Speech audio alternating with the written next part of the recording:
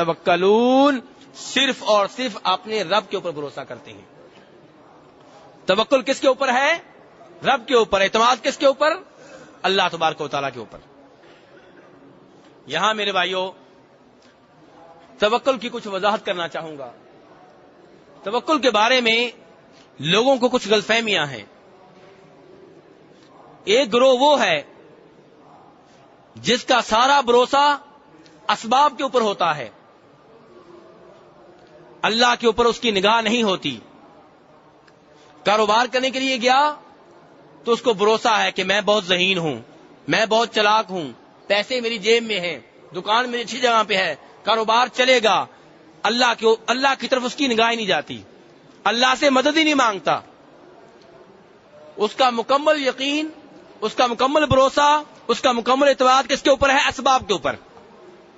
یہ بھی غلط، اور وہ بھی غلط جو اسباب کو اختیار نہیں کرتے.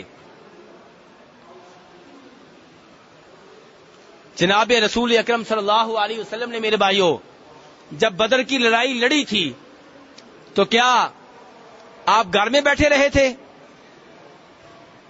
نہیں میرے بھائیوں، 313 صحابہ کرام کو لے کے یہاں سے 170 کلومیٹر دور بدر کے مقام پہ پہنچے تھے. جو تلواریں تھیں ساتھ لے کے گئے تھے، جو گھوڑے تھے ساتھ لے کے گئے تھے، جتنے نیزے موجود تھے ان کو ساتھ لے کے گئے تھے. میدان میں پہنچ گئے، صفیں بنا لی، اسباب اختیار کر لیے. اب بھروسہ کس کے اوپر؟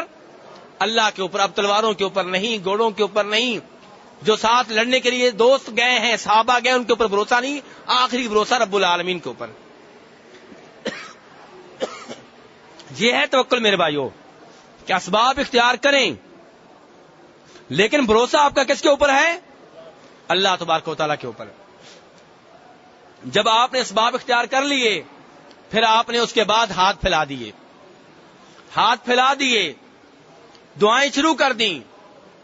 صحابہ اکرام کہتے ہیں کہ روتے رہے، رب کو پکارتے رہے، رب سے مانگتے رہے اور کہتے رہے اے اللہ، یہ چھوٹی سی جماعت جو میں نے تیار کی تھی اس کو میں میدان میں لے آیا ہوں. یا اللہ اگر یہ ہلاک ہو گئے، یا اللہ اگر یہ ختم ہو گئے تو اس زمین کے اوپر تیرا نام لینے والا کوئی نہیں بچے گا. اس کے بعد دعائیں کرتے رہے، روتے رہے، حتیٰ کہ جناب ابو بکر صدیق رضی اللہ عنہ کو آپ کے اوپر ترس آنے لگا.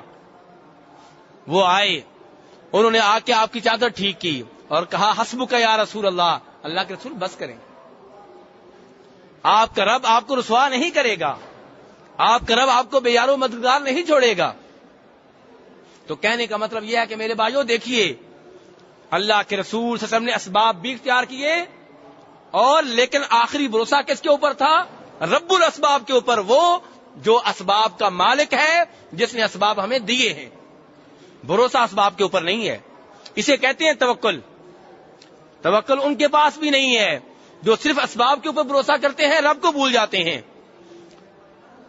اور توکل ان کے پاس بھی نہیں ہے جو اسباب اختیار ہی نہیں کرتے، گھر میں بیٹھے ہوئے ہیں کہ رزق خود چل کے آئے گا. اسی لیے اللہ کے رسول کیا فرماتے ہیں صلی اللہ علیہ وسلم کہ اگر تم اللہ پہ ویسے بھروسہ کرو جیسے بھروسہ کرنے کا حق ہے تو اللہ تم کو ویسے ہی رزق دے جیسے پرندوں کو دیتا ہے.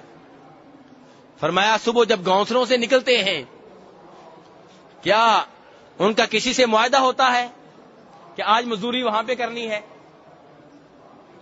کیا کسی ٹھیکیدار سے ان کا تعلق ہوتا ہے؟ کیا کسی کمپنی سے ان کا معاہدہ ہوتا ہے؟ کیا کسی حکومت کی طرف سے انہیں ملازمت ملی ہوتی ہے؟ نہیں میرے بھائیوں، نکلتے ہیں کوئی پتہ نہیں کہاں سے رزق ملے گا.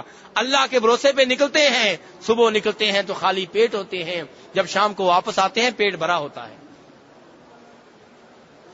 فرمایا اگر تمہارا اللہ پہ ایسے ہی بھروسہ ہو جیسے پرندوں کا ہے، تمہارا اللہ پہ ایسے ہی توکل ہو جیسے پرندوں کا ہے، تو اللہ تم کو ایسے ہی رزق دے گا جیسے ان پرندوں کو دیتا ہے.